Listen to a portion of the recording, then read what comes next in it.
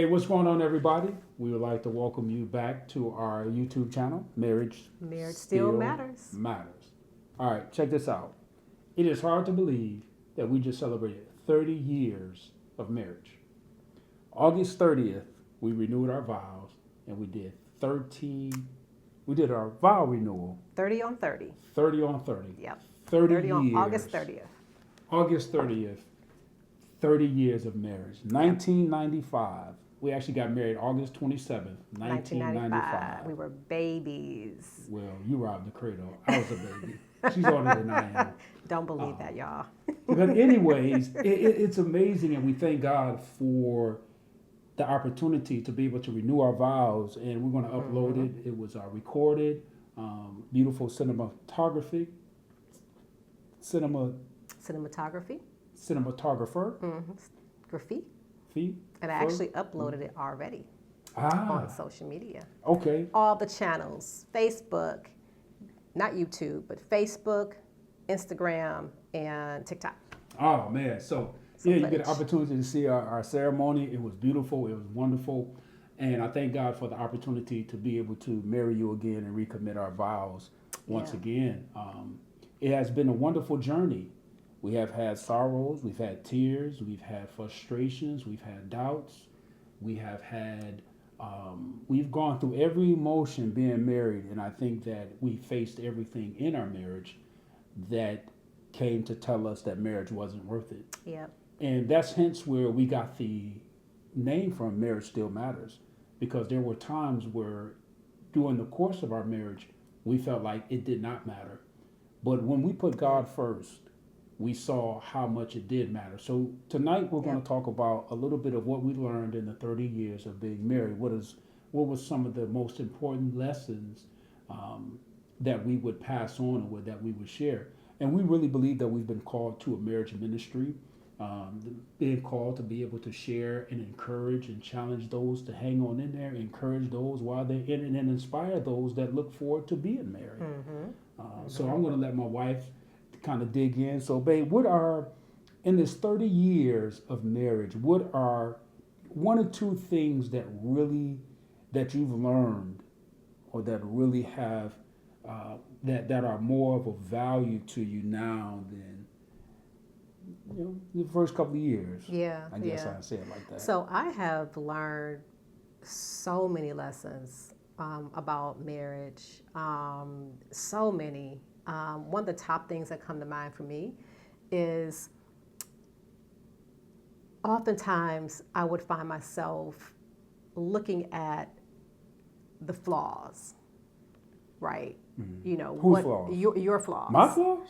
I ain't got no flaws. How that was amplified What to me. flaws? And I know you're perfect. I know, that's right. But I found myself focusing on what you weren't doing or what you should have been doing. Well, at least in my perspective, what I thought you should have been doing at that time, or that's not enough. You should be doing more of this. And it was always like nitpicking and finding the negativity or what I felt was lacking. And not realizing how the more I nitpicked at you, the more that it chiseled away at your heart, the more it chiseled away at who you were as a man, as a husband. And it wasn't until hindsight, many years later, and us getting close to divorce several times, that I started realizing and reflecting on myself and saying, wait a minute, this is not a you issue. This is not my husband's issues. This is a me issue. And it was more of the things that I was dealing with internally, where I felt like I wasn't enough in so many areas. And that I took that, how I was feeling internally, and projected that on you. Because you were doing the things that you were supposed to do as a man, as a husband, as a father. And I undermined that a lot. And it wasn't until I started really aligning myself with God and allowing God to show me how to be a wife, to show me myself. When I looked at myself in the mirror and all the nastiness that was in me,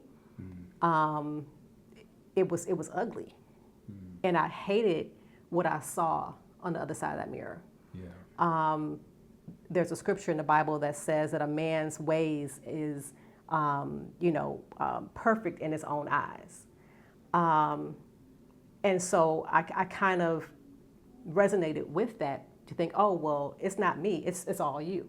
It's all my husband. Like, if he would just do this, if he would just get it together in this area, then our lives would be much better. Our marriage would be much better. When it was like 10 fingers pointing back at me and what I wasn't doing as a wife, what I should have been doing as a wife, just completely out of order. I was completely out of order, out of line, but didn't want to look at myself or didn't see myself for who I was and the nastiness that was on the inside of me.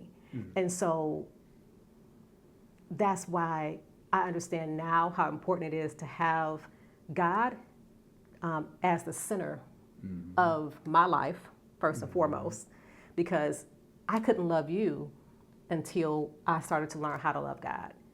And that's a process. That's not an overnight process. That's something that you continually walk out every day. You continually walk out is your relationship with Christ.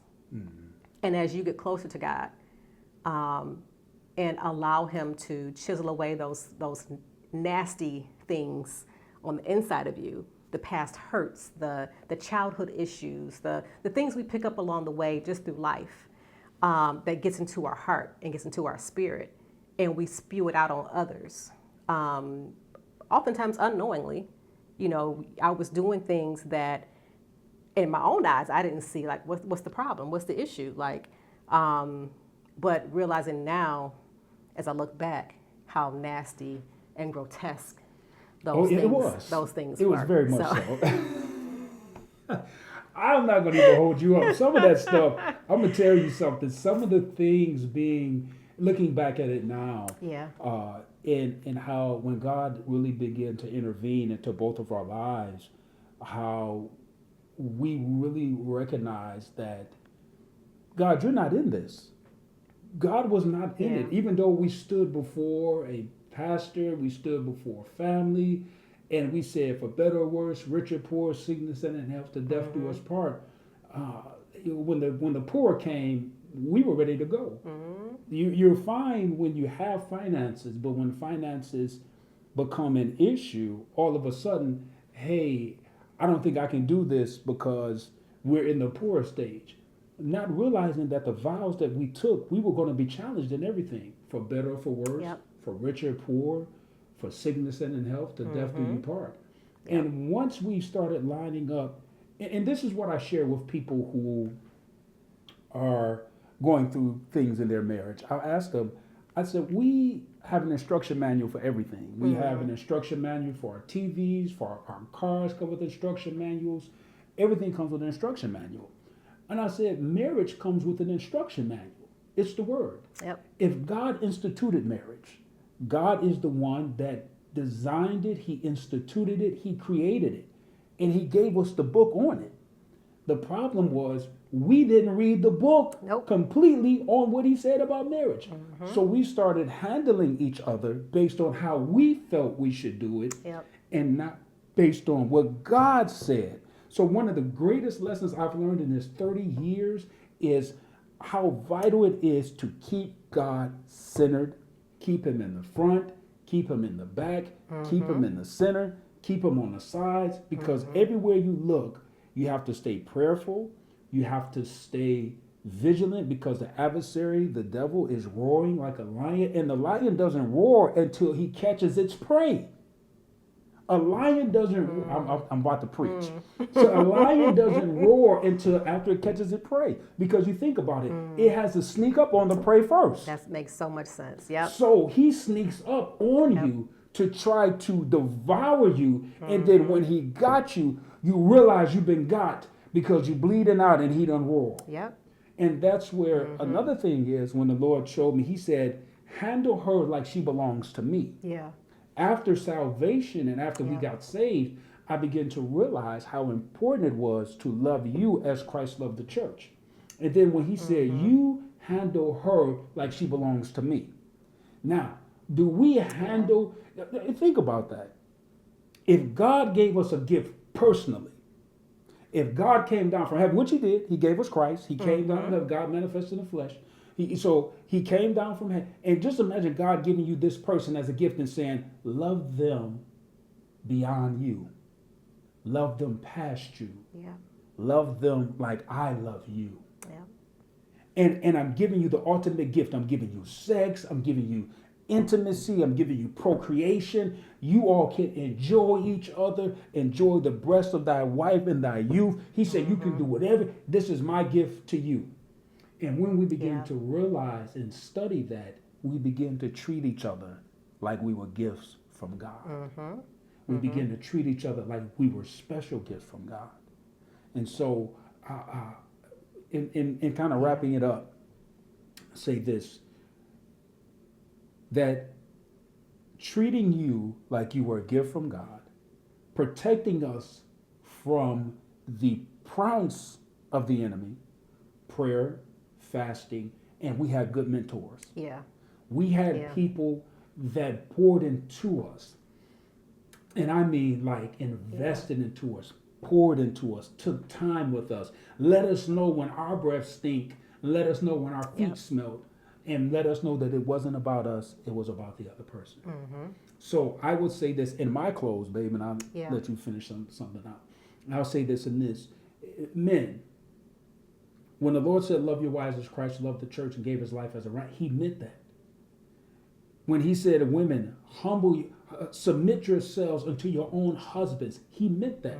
Submission is a sign of respect, and love is a sign of provision and protection.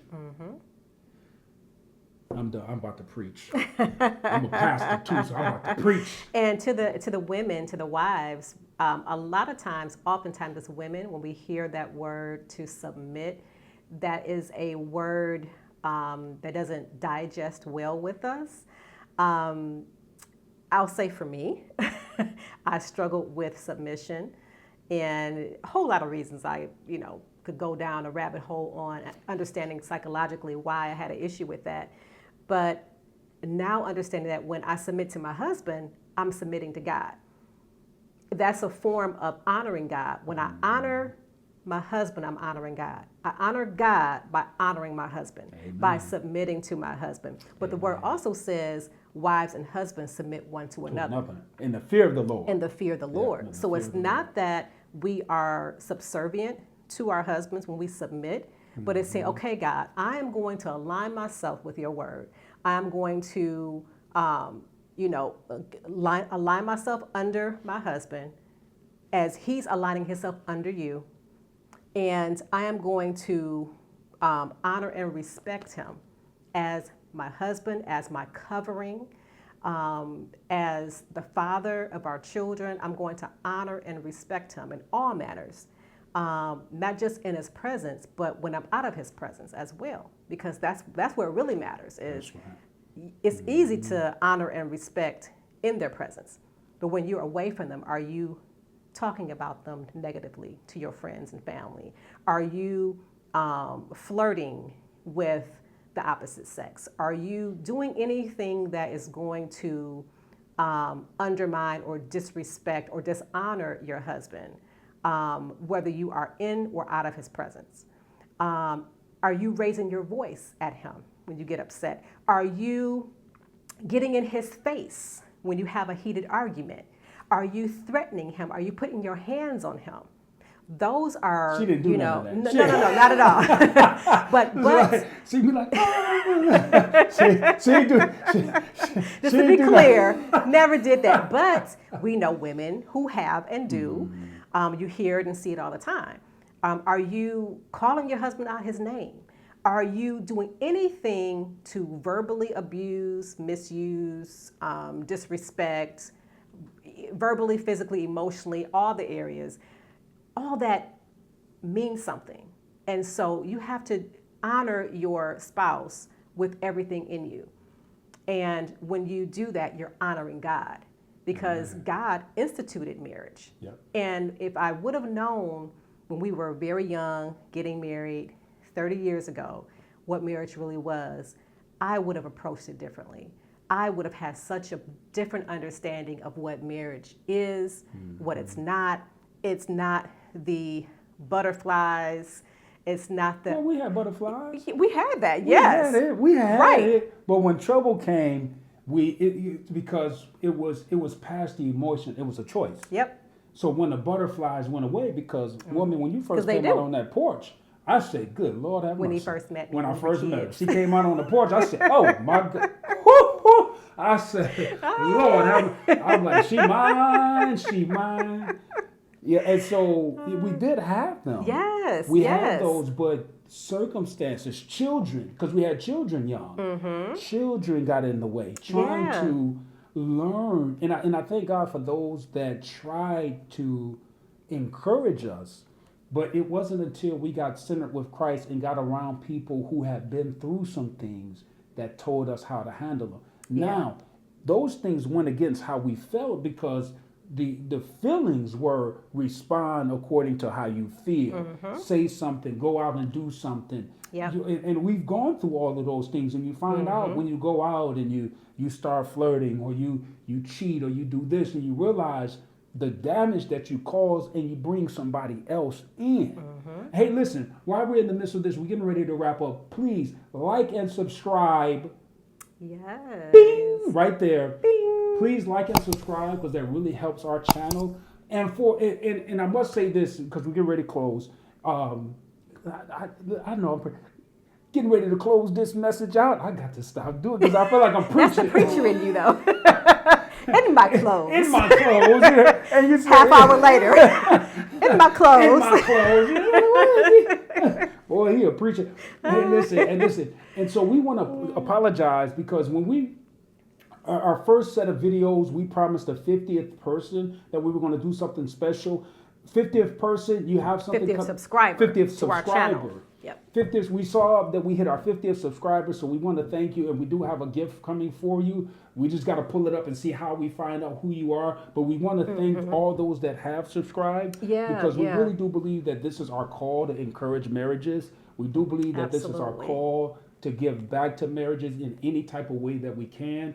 Words of encouragement, words that were poured into us, we want to pour into others. And so again, like and subscribe, because that helps our channel. Yeah. And we look forward to bringing you more content. You can follow my wife Yes. on Instagram and TikTok. Yes. She's going through the lessons right now, what she's learned over the 30 years. Yep, my goal is 30 lessons learned in 30 years. And so my TikTok page, I believe, is CTKH. I'll have to put it in the description for you, because I can't quite think of the full handle. So I will put that in the description for you. So you can start following my page as well, geared towards women. But of course, my goal is to help men as well, married couples, to just along this journey, and to help give some tips, and so that we can help you to avoid some of the pitfalls. Or help you if you have fallen into certain pitfalls, to help you to know that you can get through this, and it's not the end of the world. It doesn't have to be the end of your marriage. So we'll put that in the comments also. Yeah. And again, a lion only roars when it has caught its prey. That's why the good. word is very clear, where he says, watch as well as pray. as pray. Don't become the prey. Pray before you become prey. See, I tell you, this preacher in me, I tell you, I'll be ready to go. Hey, listen, thank you so much. And we'll be praying for you. Yes. Pray for us, because we have run into, even trying to get these videos going, we ran into so many problems. We're not going to even get into that today. We ran into so many problems, but God is faithful, and we want to stay committed, and we promise to stay committed to continue to bring you content that will encourage you, bless you, and challenge you. All right? So, see you for now. See you for now. Peace. Take care.